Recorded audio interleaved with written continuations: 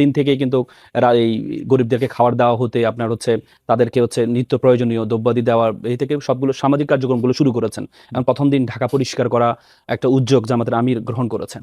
এখন প্রথম কথা হচ্ছে যে আমরা দ্রব্যমূল্যের বিষয়টা আসছে, আপনি দেখেন দ্রব্যমূল্য যেভাবে বাড়ছে। আজকে আমি একটু আগে একজনের ক্ষোভের একজন মিডিয়াতে আপনাদের মিডিয়ার সামনে একজন ব্যক্তি বলছেন লেবু হচ্ছে শপথ নিয়েছে ফল হিসেবে, আপেল হিসেবে শপথ নিয়েছে, এবং শশা অ্যাভোকাডো হিসেবে শপথ নিয়েছেন।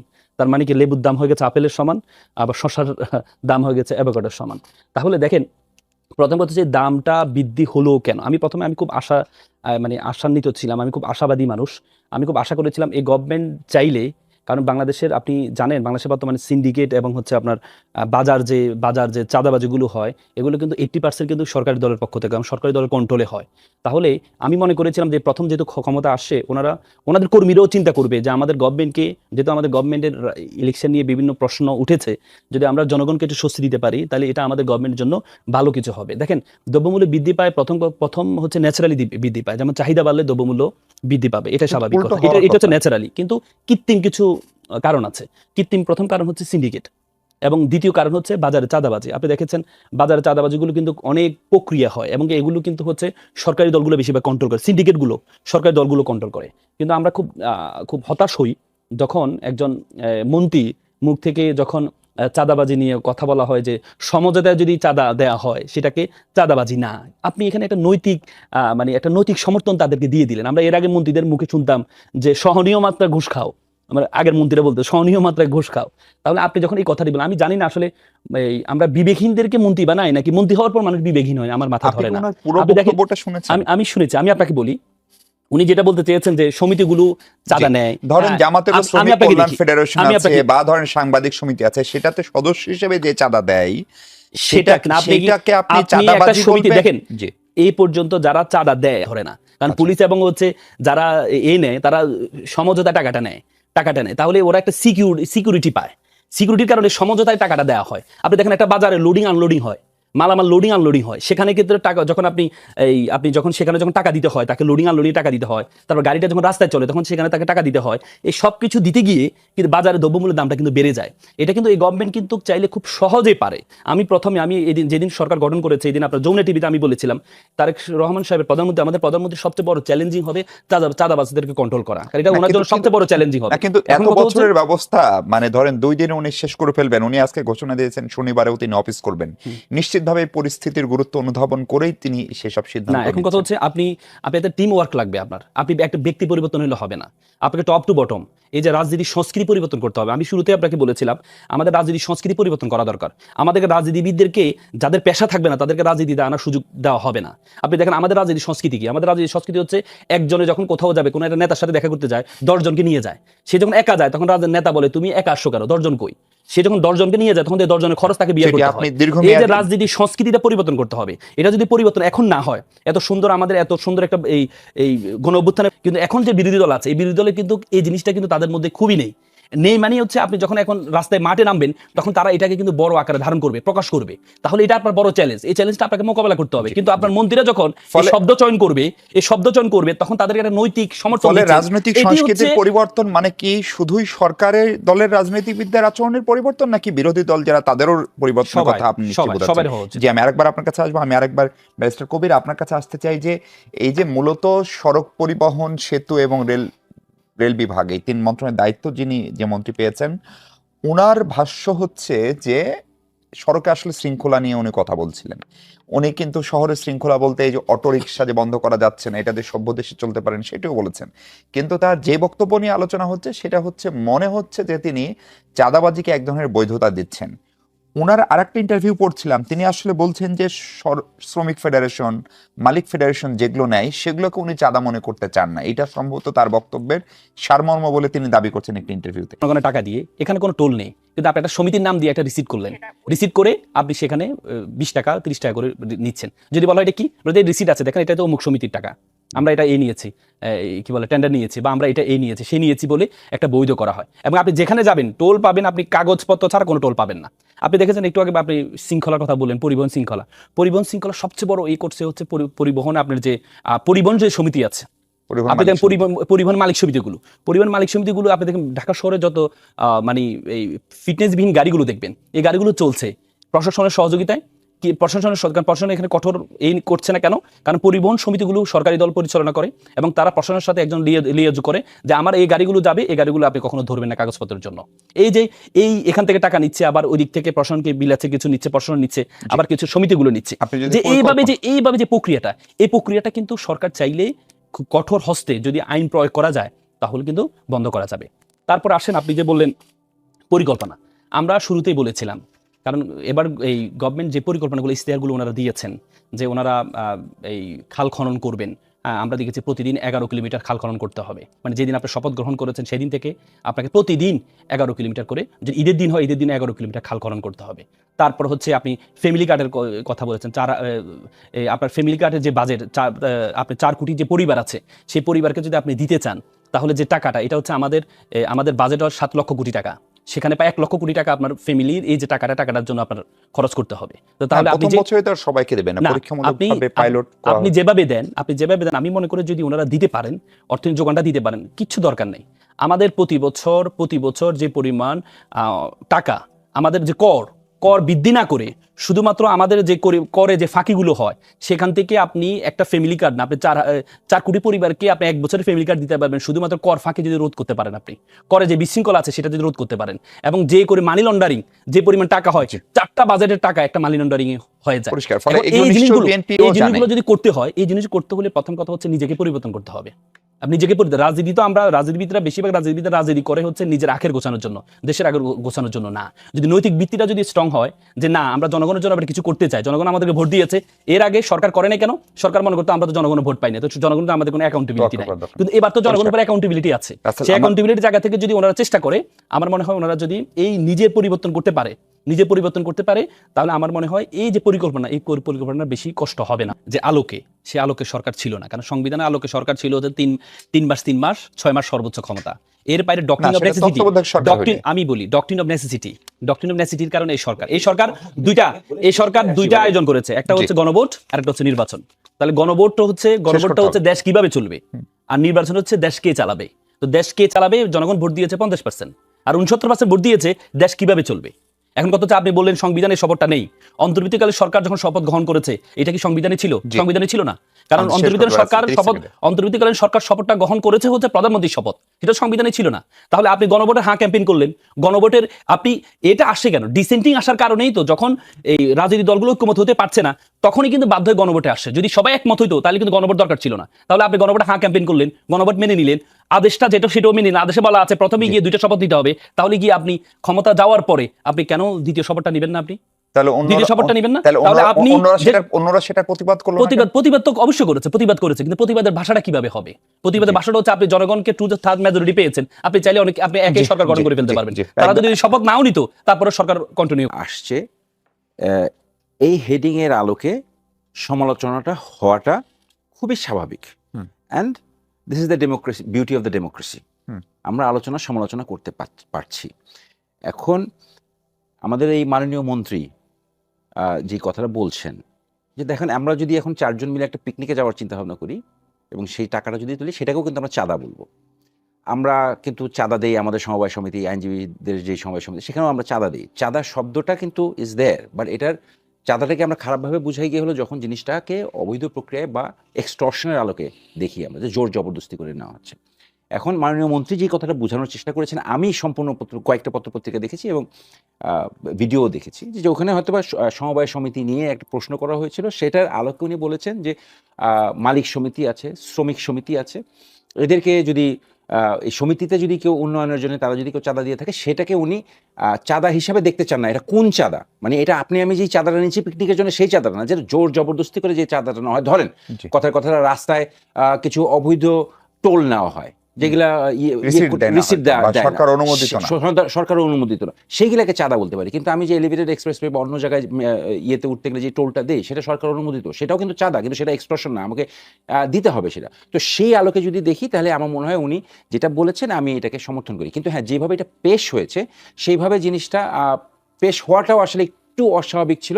আমার মনে হয় প্রকৃত ইয়েতেই করা উচিত। আর আমি কিন্তু ধরেন যে ফরম্যাটেই হোক, মানে শেষ পর্যন্ত এসে টাকাটা বৈধ বা অবৈধ যেই প্রক্রিয়াই হোক, মানে সেটা যখন বেগুনের টোটাল পরিবহন কষ্টের সঙ্গে যুক্ত হয়, সেটার দায়িত্ব নাগরিক হিসেবে আমার উপরে আসে। অবশ্যই অবশ্যই। এখন সেই জায়গাটাই আসছি যে আপনার এইটার ইম্প্যাক্টটা কোথায় গিয়ে পড়ছে। এখন ধরেন মালিক সমিতিকে সরকারের কাছে জবাবদিহি করতে হবে, তার যে বাসটা চলছে তার ড্রাইভারের বেতন কত, নাকি সে কন্ট্রাকচুয়ালি চলছে, নাকি তাকে কোনভাবে খাটাচ্ছে। তো এন্টায়ার সিস্টেমটার হিসাবটা নিতে হবে। সেই সিস্টেমটার হিসাবটা নিতে গেলে যদি দেখি যে ড্রাইভার আছে যে ইয়েতে আছে, আপনার কি বলে, মানে একটা চুক্তি ভিত্তিক আছে যে প্রতি ট্রিপে তাকে এত টাকা দিতে হবে, সেই ক্ষেত্রে যদি ইয়ে করা হয় তাহলে সেটাকে চাঁদা বলা যেতে পারে। এখন সেই সিস্টেমটাকে ভাঙতে হবে বা সেই সিস্টেমটার ইনভেস্টিগেশন করতে হবে। কিন্তু মালিক সমিতি, শ্রমিক সমিতি, শ্রমিকরা, মালিকরা যদি প্রতি মাসে কোনো টাকা দেয়, সেইটাকে ওই এক্সটর্শন, জোর জবরদস্তি, অবৈধ টাকা, সেইটাকে তো বলা যাচ্ছে না। সে সমিতির আঙ্গিকে, সমিতির গঠনতন্ত্র অনুযায়ী সেটা হচ্ছে। একটা সদিচ্ছা যে জাস্ট বলে দিলেও হলো না যে এটা নিষিদ্ধ। তারা যেভাবে এখন জীবিকা নিয়ে, হ্যাঁ, এটার একটা তাদেরকে তাদের রিপ্লেস করা, তাদের জীবিকাটা কিভাবে হবে। তবে এটা ঠিক, এই ব্যাটারি রিক্সাগুলোর জন্য অসংখ্য, আপনি যদি পঙ্গু হাসপাতালে খোঁজ নেন যে গত 1.5 বছরে কি পরিমাণ দুর্ঘটনা শুধু এই ব্যাটারি রিক্সার কারণে হয়েছে, এবং অন্যান্য যানবাহনের ক্ষতি তো আছেই। সো এটা অবশ্যই আমি অন্তত এটাতে বিশ্বাস রাখি যে এই সরকার এটার ক্ষেত্রে শৃঙ্খলা ফেরাতে পারবে। কারণ এখন এটা এক ধরনের একটা নির্বাচিত সরকার বা নিয়মিত সরকার, গত 1.5 বছরে সেটা ওই সরকারের ব্যর্থতা ছিল, অন্তর্বর্তী সরকারের, যে তারা সেইভাবে ল এনফোর্সমেন্টকে ইমপ্লিমেন্ট করতে পারে নাই এই শৃঙ্খলাটা ফেরাতে। আর এই ব্যাটারি রিক্সার আগমনটা যেটা আপনি বলছিলেন আগস্টের সময়, তখন তো সব রাস্তাঘাটে একেবারে খালি ছিল, একদম সবকিছু বন্ধ ছিল। এটাই ছিল মূল যানবাহন, হ্যাঁ, মূল যানবাহন। সো এটা যে, এবং অন্তর্বর্তী সরকার এটাকে আসলে প্রশ্রয় দিয়েছে, এটাকে আরো বাড়ানোর জন্য। তারা এটাকে কন্ট্রোল করতে পারে না, বাট যে কোনো নির্বাচিত সরকারেরই এটা। সেক্ষেত্রে কি যানজট কমার ক্ষেত্রে আপনি আশাবাদী খানিকটা? কারণ প্রধানমন্ত্রী নিজে তার গাড়ির বহর কমিয়েছেন, তিনি ওই রাস্তায় যাওয়ার সময় সব রাস্তা বন্ধ করে, যে দুই পাশে মানে প্রোটোকল যে ভিভিআইপি মুভমেন্টের, সেটার ক্ষেত্রেও তার খানিকটা সদিচ্ছা প্রদর্শিত হচ্ছে। এটার আসলে সব ক্ষেত্রে, শুধু আমি আপনাকে বলি মিশু ভাই, যে বিগত কারণগুলোতে সোশ্যাল মিডিয়াতে, বিগত সরকারকে নিয়ে হাসিনা আমলের সোশ্যাল মিডিয়াতে বা মানুষের মাঝখানে যে ধরনের সমালোচনা ছিল, সেটা বিভিন্ন মন্ত্রীর বক্তব্য, ভিআইপি মুভমেন্ট, যত্রতত্র রাস্তা বন্ধ করে ফেলা, ট্রাফিক। আমার কাছে মনে হয় এই সরকার বা বিএনপি সরকার যদি মানে এসব ক্ষেত্রে পরিবর্তন দেখাবে, এসব ক্ষেত্রে আপনি একটা দৃশ্যমান পরিবর্তন দেখবে। কারণ সরকার চাইবে যে মানুষ তাদের উপর আস্থা রাখুক, কিন্তু পরিবর্তনটা হবে, রাজনৈতিক দল, দলীয়করণ, এগুলো চলবে। কিন্তু এই যে আমরা এগুলা ছোট ছোট যে বিষয়গুলো বলছি, হয়তো ভিআইপি মুভমেন্ট তারা কন্ট্রোল করবে, মানুষ যাতে বিরক্ত না হয়, মন্ত্রীদের বক্তব্য সংযত হবে, মানুষ যাতে সমালোচনা না করে, ট্রল না করে, জিনিসপত্রের দাম দেখা যাবে কালকে থেকেই তারা লাগাম টানছে যাতে মানুষ ইমিডিয়েট রিয়াকশন না করে। কিন্তু এই দৃশ্যমান উপরে ছোটখাটো জিনিসগুলোতে পরিবর্তন আসবে, কিন্তু মূলে এই সরকার কোনো পরিবর্তন আমি 48 ঘন্টা কি আমি দেখি না, এবং আমার কিন্তু আস্থা নাই। যে কারণ এটা যদি হতো তাহলে অনেক পরিবর্তন করেই তারা ক্ষমতায় আসতো। আমি এই সরকারকে বিগত কোনো টার্মের, আমার বুদ্ধির পর থেকে কোনো টার্মের সরকার থেকে আমি আলাদা করতে পারি না, এবং সেরকম কোনো দৃশ্যমান পরিবর্তনও তাদের মনোভাবে, তাদের কাজে নাই। কথাই তো অনেক, ওনার বিশ্বাস ভঙ্গ করে নতুন একটা আশ্বাস দিতে পারবেন ভবিষ্যতে।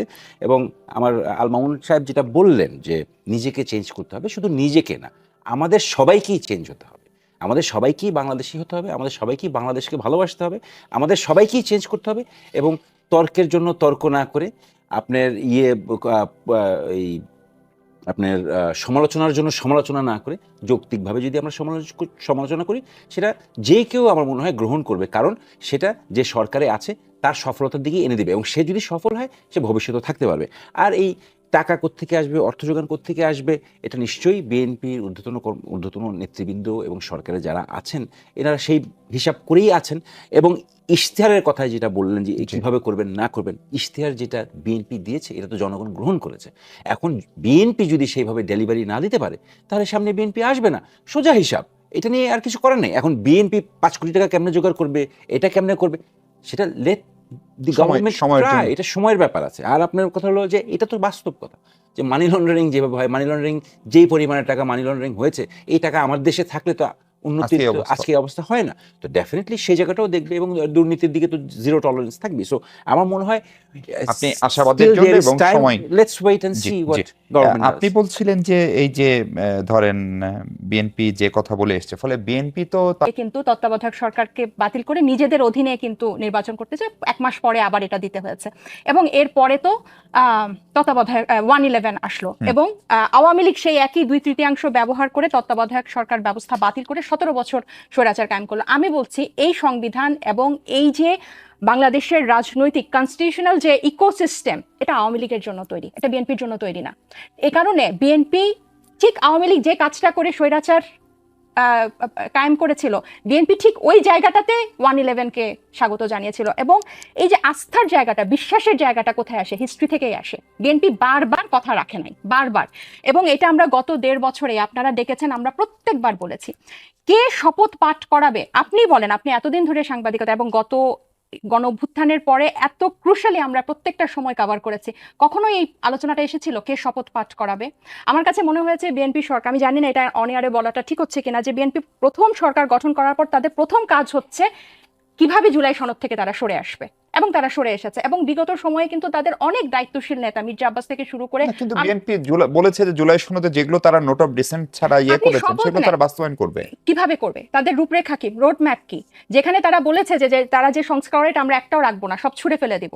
এবং এই শপথ নেওয়ার প্রশ্নটা কেন একবারও আলোচনায় আসলো না, যেটা সরকার গঠন করার প্রথম 1 ঘন্টার মধ্যে একদম টক অফ দ্য টাউন হয়ে গেল, এবং এটার কারণে তারা শপথে নিলেন না। এবং আপনি দেখেন, আমি যখন বলি আমি বিগত সরকারের সাথে এই সরকারের কোনো অমিল পাই না, আপনি কোনোখানে মিলিটারি প্রোক্লেমেশন করে কিন্তু সংবিধান সংশোধন করে ফেললো। 1400 মানুষ মারার পরে আপনার সংবিধানটাকে সংশোধন করা গেল না, বা সংবিধানে হাত দেওয়া গেল না। এবং এইটার ধারাবাহিকতা আপনি বলতে পারেন যে এটা হওয়ার কারণে আমাদের তো আলু পেঁয়াজ লেবুর দাম কমবে না। এটা হচ্ছে আরেকটা ধোঁকা, এই যে জীবিকা এবং মানুষের গণতন্ত্রকে মুখোমুখি দাঁড় করে দেওয়া। এখানে কিন্তু একটা আরেকটার পরিপূরক, জীবিকার সাথে কিন্তু মানুষের এই গণতন্ত্রের, তাহলে এই আস্থার জায়গাটা এ কারণেই আসে না যে আপনি কিন্তু ধরেন বিএনপি যে শপথ নিল না, তার বিপরীতে অন্য কোন রাজনৈতিক দল যারা বিরোধী দল, তাদের অবস্থানও তো খুব পরিষ্কার কিনা। এটা অনেকটা ওই যে একদমই সময় নেই, আপনি 30 সেকেন্ড বলুন। আপনার নিশ্চয়ই মনে আছে যে স্বরাষ্ট্র উপদেষ্টার পাশে দাঁড়িয়ে স্বরাষ্ট্র উপদেষ্টার পদত্যাগ চাওয়ার মতোই আমার কাছে মনে হচ্ছে। আমি কিন্তু খুব একটা স্ট্রং বোল্ড ডিসিশন আমি কারো থেকে পাচ্ছি না। পরিষ্কার। ব্যারিস্টার ইজাজ, আপনি এই প্রসঙ্গে কি বলবেন? এই শপথ না নেওয়ায় কি ক্ষতি হলো? 2 মিনিট সময়। দেখেন, আমি বিশ্বাস করি সবাই সংস্কারের পক্ষে, এবং আমি যতটুকু বুঝি বিএনপি যতগুলি সংস্কারের কথা বলেছে, সে ম্যাডাম বেগম খালেদা থেকে শুরু করে এখন পর্যন্ত, আমার সেই ইলেকশন কমিশন, ভিশন 2030, 31 দফা, সব কিছুই জুলাই সনদের মধ্যে আমার অন্তর্ভুক্ত। এখন জুলাই সনদ কি বিএনপি বাস্তবায়ন করবে কি করবে না? এখন জুলাই সনদ বিএনপি বাস্তবায়ন করবে, কারণ 80% রিফর্মস যে কথাগুলো আছে এগুলো জুলাই সনদের মধ্যেই আছে। এখন প্রশ্নটা হলো গিয়ে আপনার, যে আমার সহযোগী যেটা বলছেন যে জীবিকা এবং গণতন্ত্র এখনো মুখোমুখি 48 ঘন্টায় করা হয়নি, এবং গণভোটের কথা যেটা বলছে যে গণভোট অবৈধ হলে নো, এমপি ইলেকশন যেটা হয়েছে সেটা অবৈধ হলে গণভোট অবৈধ হয়ে যাবে। মানে ওনারা ঠিকই বলছেন, কিন্তু কোনটা আগে দিবেন সেটা ওনারা বুঝতে পারছেন না। ওনারা যেটা আগে দেওয়া দরকার সেটা ওনারা আগে দিচ্ছেন না। এখন যদি আমি আসি, যে ওনারা প্রথমে বলেছেন, আমি আগেও টকশোতে বলেছি যে একটা ধাঁধার মতো চলছে যে বিএনপি যেন কোনোভাবে জুলাই সনদ থেকে পিছিয়ে যায়, সেই ফাঁদে বিএনপি পা দেয়নি। অ্যাজ এ রেজাল্ট পলিটিক্যাল অনেক আছে। এবং এখন যেটা দেখতে পাচ্ছি যে একটু আগে বাজার নিয়ে যেটা কথা বললাম, যে রাজনৈতিকভাবে আমি মনে করি একটা অকৃত্রিম চ্যালেঞ্জ তৈরি করা হচ্ছে জুলাই সনদ নিয়ে বিএনপির প্রতি। কেন বলছি? তার কারণটা হচ্ছে, দেখেন, প্রথমে আপনারা সংবিধান মানেন না, তারপরে আপনারা রাষ্ট্রপতি মানেন না, কিন্তু আপনারা কি করলেন, সেই রাষ্ট্রপতি পরে মেনে নিলেন, সেই সংবিধান সংস্কারই করছেন। সংবিধান নাই কিন্তু করেননি, হয়নি, সেটার জন্য চাইলেন, কিন্তু পরবর্তীতে বললেন যে ঠিক আছে এটাই সংস্কার করো। আপনারা কিন্তু আপনাদের স্ট্যান্ড চেঞ্জ করলেন, এবং এই যে আদেশটা দেওয়া হলো, উনি যে জিয়াউর রহমান সাহেবের কথাটা বললেন, ওটা তো অর্ডিন্যান্স ছিল, অধ্যাদেশ, আদেশ না। তাহলে এখন প্রশ্ন যদি ওনাদেরকে করি যে ভাই, ইন্টারিম গভর্নমেন্ট কেন অধ্যাদেশ জারি করতে পারলো না, কেন আদেশ দিতে হইলো? এই প্রশ্নের উত্তরে তো ওনারা কেন দিচ্ছেন না? এটা বিএনপি জানে, বিএনপি বুঝে, কারণ এটা একটা আদেশ। এই আদেশের বলে এখন এটা না মানতে বাধ্যবাধকতা না। বিএনপি জুলাই সনদ দিবে, কিন্তু এমন কোনো কাজ করবে না যেটা মনে করেন আগামীকালকে গিয়ে একটা লিগাল চ্যালেঞ্জের মুখে পড়ে যাবে। সেই চ্যালেঞ্জটার মধ্যে যদি পড়ে যায়, সময় নেই হাতে। আপনি 1 মিনিটে এই ইস্যুতে কি বলবেন রাসেল? মানে এটা আদেশ নাকি অধ্যাদেশ হলো না কেন? শপথটা শুরুতেই শহীদ মিনার হলো না কেন? আপনি সংবিধান মানছেন, রাষ্ট্রপতি মানছেন, আবার আরেকটা অংশ মানছেন না, এটা খানিকটা ডান দিকেও কিনা? দান্দিকতা কোথায় আছে জানেন? এখানে 2টা ভোট হয়েছে। যে সরকার উনি সংবিধানের